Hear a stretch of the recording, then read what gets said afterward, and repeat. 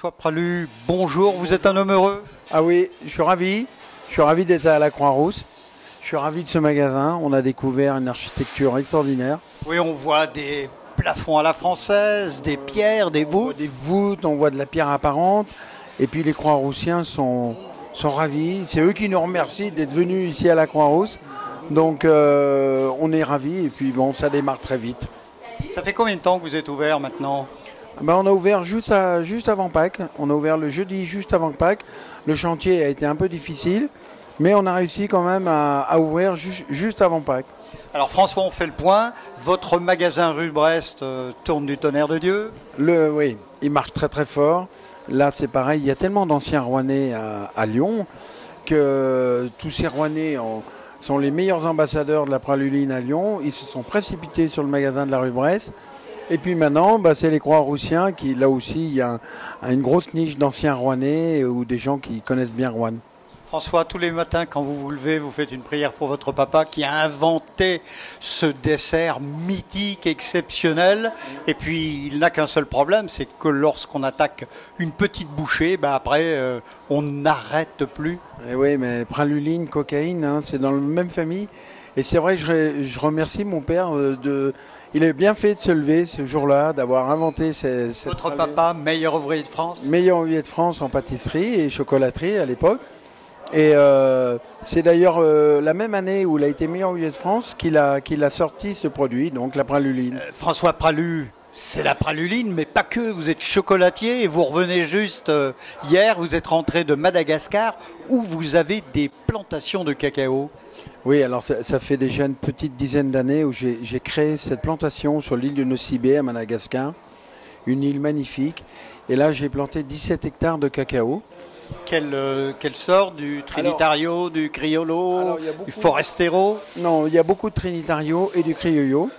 Donc on a réussi à faire une sélection grâce à toute la région cacaoyère de Madagascar qui est juste en face de Nocibé. Et puis, je pense que cette année, en fin d'année, on va pouvoir lancer notre première production de chocolat de ma plantation. Parce que n'oublions pas que vous êtes chocolatier, certes, mais que vous faites la chaîne chocolat de A à Z, c'est-à-dire depuis la plantation, la récolte des fèves, le séchage, la torréfaction, le conchage, et tout ça à Roanne. Oui, et ça aussi, c'est un peu grâce à la maison Bernachon, que je salue, parce que j'ai eu la grande chance de travailler avec Maurice Bernachon. Et c'est dans cette maison que j'ai découvert le monde des fèves de cacao, la torréfaction. Et là, j'ai découvert un nouveau métier. Et grâce à Maurice Bernachon et à cette famille, pour qui j'ai énormément de respect, j'ai découvert le chocolat et la fève. Bernachon, une maison qui, comme vous, l'une des seules, des dernières en France, torréfie aussi. Alors, on est 3 en France à torréfier et à concher. Une 4e vient de s'installer sur Paris, c'est la maison Ducasse. Et donc nous sommes 4 en France. 3 dans les structures à taille humaine. Ah oui, des artisans. On ne parle pas des Valrhona, on ne parle pas des...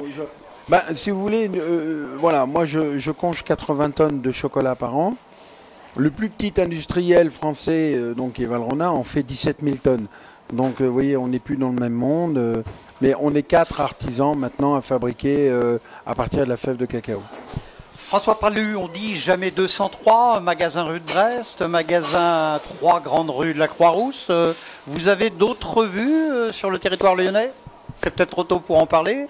Sur Lyon, non, je pense pas. On a une grosse demande aussi à Clermont-Ferrand, parce que là aussi, il y a beaucoup d'anciens Rouennais. Donc on est en train de se tourner, voir si Clermont-Ferrand... Ou sinon remonter sur Paris, aller dans le 6e arrondissement ou le 15e arrondissement, on aimerait bien. Praluline au chocolat, des chocolats. À cet instant précis, si je vous demandais le mot de la fin, FAIM, vous auriez envie de croquer à pleines dents lequel de vos produits et avec quelle boisson? Alors, je viens de sortir un vieux produit de la maison que mon père faisait, qui s'appelle le Sublime. C'est un sablé très beurré, un peu comme un sablé breton, peut-être encore plus beurré, enrobé de chocolat maison, bien sûr. Et c'est un délice. D'ailleurs, ça s'appelle le Sublime, mon père l'avait appelé comme ça.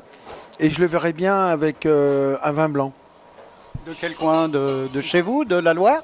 De la Loire ou plutôt Forêt? Du Forêt, non, peut-être pas, parce qu'en blanc, c'est pas leur spécialité, mais pourquoi pas un Meursault, hein, si on a les moyens. On joue grand seigneur. Si on a les moyens, un Meursault avec ce sablé, non, ce serait fabuleux. Alors moi j'ai en tête un truc qui est complètement fou chez vous, qui s'appelle, dites-moi voir un peu, une barre chocolatée magique infernale. Voilà, ça c'est la barre infernale. C'est une barre remplie d'un praliné, avec, alors au lait avec des noisettes, noir avec des amandes. On en a sorti une récemment à la pistache. Et tout dernièrement, on a créé une barre infernale à l'orange confite maison. Et voilà, donc ça, c'est toutes ces barres, tous les gens trouvent que c'est infernal. C'est Vincent Ferniaud qui m'a conseillé de l'appeler comme ça parce qu'il trouvait que c'était infernal. Peut-on dire que c'est une tuerie dans le langage français courant? Oui, voilà, c'est ce qu'ils disent. Hein. Les gens disent que c'est une tuerie, hein, mais apparemment, c'en est une parce qu'elle a beaucoup de succès. François, merci. Et puis à bientôt ici, à Lyon, rue de Brest, à Paris ou à Roanne, bien sûr, dans votre boutique comme dans votre atelier, manufacture. Et puis à Madagascar, pourquoi pas? Ah ben Madagascar, vous serez bienvenus. Vous verrez que c'est un beau pays et une belle plantation. Merci François. Merci.